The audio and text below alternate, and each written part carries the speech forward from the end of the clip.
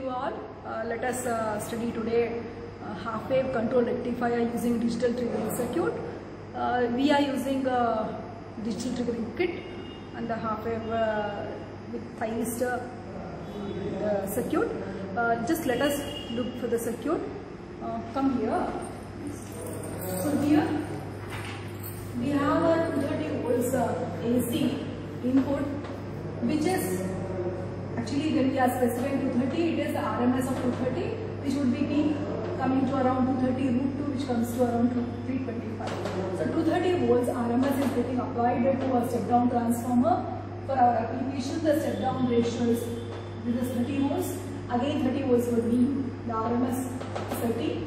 And as we know, like we are adding the thyristor here to the gate, the triggering is controlled through a digital triggering circuit. The pulse of it is generated, is applied to the gate, and the SCR thyristor works like a diode once it starts the conduction. Once the gate receives sufficient current, thyristor starts conducting, and the only thing that can make the thyristor to turn off is the reverse. Like when the supply is, the negative goes to the negative half cycle, the SCR is going to turn off by itself. So gate loses the control once the device turns on. Now look at the conventional sinusoidal circuit. So we are trying to vary the triggering angle. It could be 30 degree, it could be like if we say 30 degree as the triggering angle, this is what is going to be the nature of the output voltage. And if you take 90 degree triggering angle, the nature of the output will be a half cycle, and then again a band. You go on extending, so one more half cycle. So this is the pulsating DC that we are going to get because of the controlled rectification application. What is the advantages of advantage of it? Half wave rectifier is not much used. It's used for voltage control. Where like if your input is 12 volts and you want to have a controlled voltage which could be 3 or 5 volts, then it's preferable for a half wave rather than a full wave because of 2 times of the drop of the devices. So in a very low voltage applications you can go for half wave, but conventionally full wave rectifier is one that is used. Today let us derive the expression for average DC voltage. So V average is given by 1 by 2 pi, 1 because we are getting a 1 pulse in a cycle of 2 pi or 360 degree 2 pi radians. So we put a denominator 2 pi, 1 pulse, integral alpha to pi, where alpha is the triggering angle, Pm sin omega d omega t. So this is what we are trying to integrate to find out the average value. So what we are getting is Pm by 2 pi, integral of sin omega t is minus cos omega t, has to be integrated between the limits alpha and pi. When we substitute, what we are going to get? We are going to get minus of cos pi, minus of cos alpha. When we substitute the limits of pi and alpha, and lower limit has to be subtracted from the upper limit. When we do that, cos pi is minus 1, minus of minus, here also minus of minus becomes plus, and cos alpha. So Vm by 2 pi into 1 plus cos alpha is our derivation for the average DC voltage in the half wave rectifier. So what we are going to do, we are going to try to verify the theoretical and the practical values using the expression. So let us continue to look at the experiment. Here we have a digital firing triggering circuit which has a logic generator over there, and then you are seeing the logic output. It is being given to the pulse transformer for the isolation, and then the isolated, the 4 outputs that we are getting out of the pulse transformer are T1, T1 dash, T2 and T2 dash. So that green and blue are gate and cathode for gate and cathode terminals. And here what we are looking over here is a 230 volts AC being given to the step down transformer whose output is 30 volts, and then the thyristor. From the supply positive we are connecting it to the anode written over there, and from the cathode we take it to the load rheostat back we are getting connected to the supply negative, and the gate and cathode of the pulse transformer outputs that are connected again to the gate and cathode. And here we are just looking at the pulses that are getting generated over there, and we can as well see that the triggering angle that now is 120 degree. Just look at the output DC, it's around 0.9. ये gate cathode का ये multimeter connections reverse कर लो, minus दिखा रहा है ना, सिर्फ just exchange.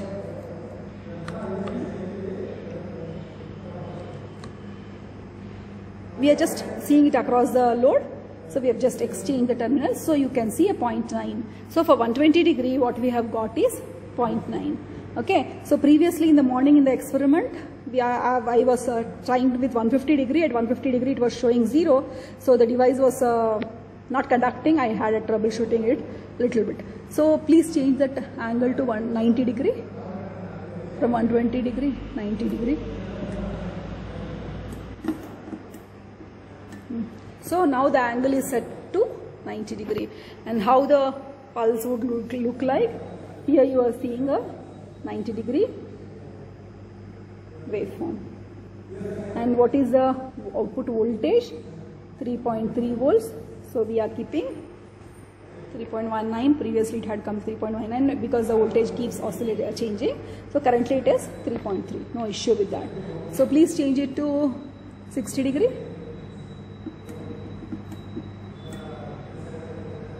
So now you are seeing 60 degree is being set. The waveform for 60 degree, it may not be as distorted as it, but it's fine. And then what is the output DC? 6.04. 60 degree, it was 6.04, slightly higher we have got now. Instead of 5.8, we got 6.04, fine. I'll just mark it 6.04. Maybe supply has changed. Morning it was the applied voltage to the transformer was instead of 230, maybe it was slightly higher, or maybe currently now afternoon loads are shut down in the department, in the college, such that the output voltage has the supply voltage has been a bit high. And please change it to 30 degree.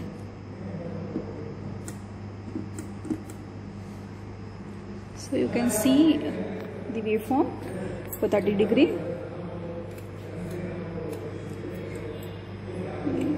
कुछ loose contact है क्या? देखो. So we are just trying to continue. Now we have just put 30 degree as a triggering angle, and you see the output voltage. Okay. For 30 degree, and then 0, the last reading. Okay, magnitude of it 8.58 is the magnitude. Previously I got around 8.1898. No, for 30 degree it was 8.04. Now I have got 8.58. So based on the supply, we are seeing 0 degree, 9.24 is the voltage. When we compare in the morning, I have got 8.98. That could have been because supply fluctuations. The morning input voltage would have been lower, and now it has risen because labs are shut down or some other reason. Okay, so that the higher input would have been, might be giving me higher output also.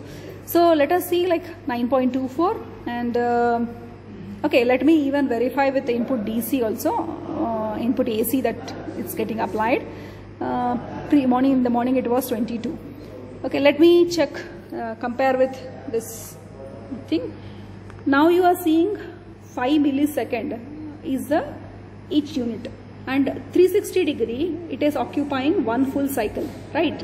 So 5 milliseconds into 4, 20 milliseconds is the 50 Hertz waveform. Now you just look, 360 degree is equal to 4 divisions or 20 milliseconds.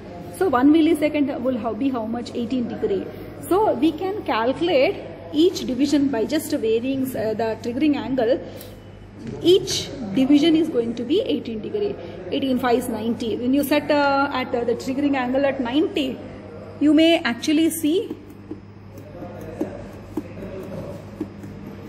triggering angle now is 90. You may actually see the waveform.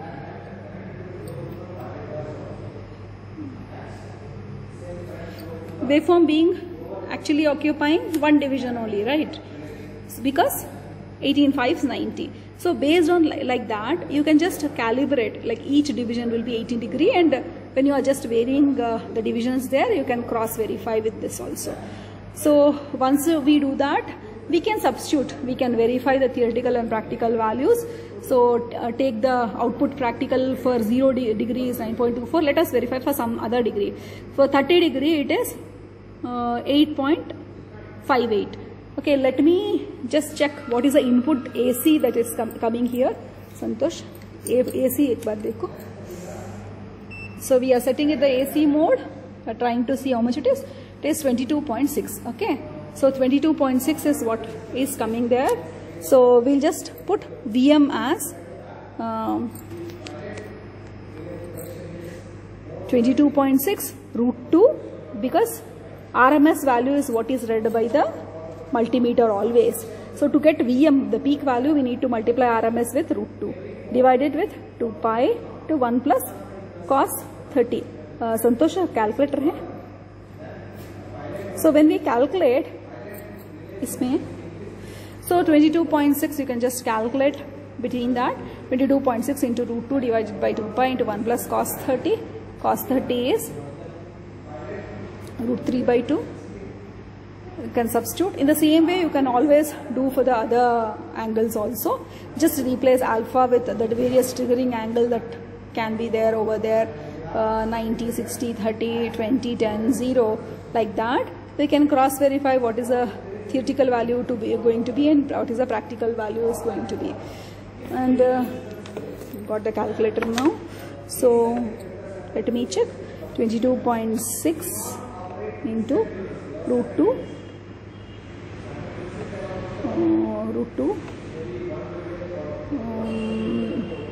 divided by 2 divided by pi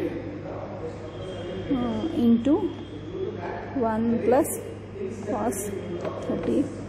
So what it is going to give, given me 9.49. So expected theoretical value is 9.49 and practically what I am getting is 9.24. So it's almost almost close. Rest of the 0.3 could be the conduction loss that is occurring across the thyristor. Okay, so this is the way, like you can just check it out, theoretical and practical value, and then verify. So we are actually getting a better quality output. Now just let us look back at the experimental procedure that we have here. So we have a fixed frequency oscillator, an n-bit counter, flip-flop, logic circuit. This is actually used for us to generate a triggering signal of different angles, 30, 60, 90 or whatever. Then that is getting applied through the isolation transformer, and this is a circuit that we have already discussed this. So our experimental verification and the outputs across the various terminals. We will just see all these also. So let Santosh, ये second probe में ले लो, और एक probe था ना, ये probe connect करो.